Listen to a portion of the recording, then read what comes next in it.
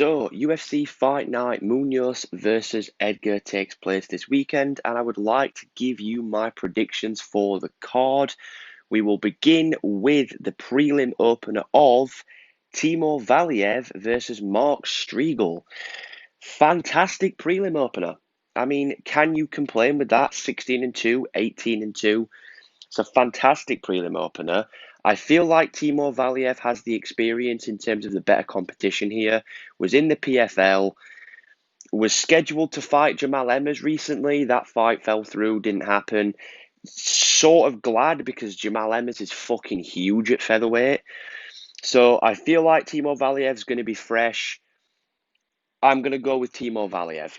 Moving on, Carlton Minus versus Matthew Semelsberger, another PFL fighter in Carlton Minus, was sort of gifted quite a few wins at the beginning of his career. I don't know how many wins exactly it was, but he faced loads of guys who were all debuting professionally at the time. And then sort of went on and fought some better competition and looked good. He's dangerous in the first round, a little bit wild. Matthew Semelsberger, again, 6-2. The experience just isn't there in his favour. I'm going to go with Carlton Minus. Think he gets it done. Could see a first round TKO, but who knows. Moving on, two heavyweights fighting down at light heavyweight in EK Valenzuela. Just completely misread that at first. And Jorge Gonzalez. I feel like Jorge Gonzalez gets it done. They are both a little bit on the older side. As you can see, they're both 36 years old. Gonzalez has a 3-inch reach advantage. He's the lighter guy. Gonzalez has fought at light heavyweight before, if I'm not mistaken. EK Valenzuela looked awful in his debut. Awful, right? 16-10. Going to have to go with Jorge Gonzalez. I could see him taking Valenzuela down and submitting him possibly in the second round. I feel like he might try and wear on Valenzuela a little bit in the first and then go out there and get a submission in the second. But we'll see. Moving on to another welterweight bout, Dwight Grant faces Jared Gooden. Now, Jared Gooden is a young up-and-comer. He's 26 years old. Has had some crazy finishes in his career. Had a Superman punch KO, a flying knee KO. He is the younger guy. Dwight Grant's 35 years old and hasn't fought in like a year and a half to 2 years. I can't remember exactly what it was. I think it was like a year and a half, year and 6-7 months, something like that. He's 35 years old, just inactive. Don't think he's going to get it done. I don't. I think Jared Gooden, he's crazy. You know, he's got all these different tools. He's young, explosive. I'm going to go with Jared Gooden, and I'm going to go with a first round TKO. Moving on, lightweight bout of Austin Hubbard versus Joe Solecki. Think Austin Hubbard gets it done. He's a fantastic anti-wrestler, really good takedown defense. Obviously, Joe Solecki is a great grappler. Their striking, it's all right. It's not bad. I think Austin Hubbard has the slight striking advantage. I think Austin Hubbard might get this one done by a decision. I was leaning originally towards like a third round TKO after Austin Hubbard wears on him a little bit. But I think Austin Hubbard gets it done by unanimous decision. Moving on to the featured bout of the prelims, Amanda Lemos versus Mizuki Inoue. Inoue went to a split decision with Jandiroba, who's just submitted Felice Herrig in the first round in the last fight. I think that's a little bit more notable. She is a juicy favourite. She's quite a big favourite, actually, I think. Again, has the experience factor, 14-5 to 7-1-1. She's got good striking. She lands quite a lot of haymakers. Doesn't per se look for that big shot, but she tends to land the bigger shots in her fights. Many people thought she lost the last fight. She was sort of getting outworked on the feet. She was landing the more significant strikes, though, so it depends on what direction you want to take that.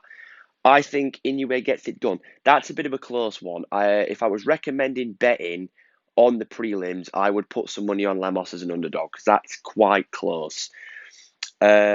Moving on to the main card with the opening fight of Daniel Rodriguez versus Takashi Sato. I'm going to be going with Takashi Sato. Had a huge KO in his last fight. Daniel Rodriguez is a little bit more pressure-based, more of a volume striker. One of those guys, you throw one strike, he'd answer with two. I just think Sato's going to catch him, man. I mean, he is the shorter guy. He's slightly younger. He has that power as well. He's so explosive. Looked fantastic in his last fight. I'm gonna go with Takashi Sato, but again, that's another really close fight. Maria Agapova versus Shayna Dobson. I'm gonna have to say it's going to be Agapova. 9-1 to 3-4. I think Agapova destroys her. Probably gets her out of there in the first round, whichever way she sees fit. To be honest with you, I don't even really think you could class that as a fair matchup. But it's women's flyweight, so what else are you going to do? There's not even anything else to say about that fight. I think Agapova wins that fight with ease. Moving on, Marcin Prachnio versus Mike Rodriguez. Can anybody give Marcin Prachnio chance in a fight? I mean, lost his last two fights via KO. Got KO'd in his debut against Sam Alvey. 13-4. Just that chin's just been cracked too much. Mike Rodriguez is a powerhouse as well. I'm going to go with Mike Rodriguez. I can't physically give Marcin Prachnio a win. I just can't do it. I really can't. You've lost your last two fights via KO, bad KOs as well. I'm going to have to go with Mike Rodriguez. Moving on to the co-main event of Ovin St. Preux versus Alonzo Menifield. I think OSP gets this one done. He's been in there with the best, had a very close fight with John Jones. I think OSP gets it done. He's big as well.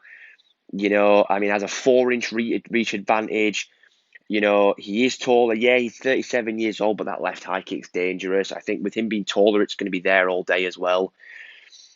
I think OSP overall, obviously, he's good on the ground, has good submissions, that Von Flute choke.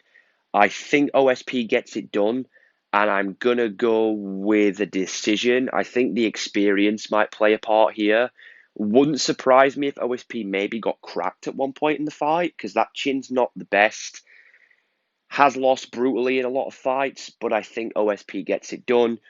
On to the bantamweight main event of Frankie Edgar versus Pedro Munhoz. I'm going to have to give it to Pedro Munhoz.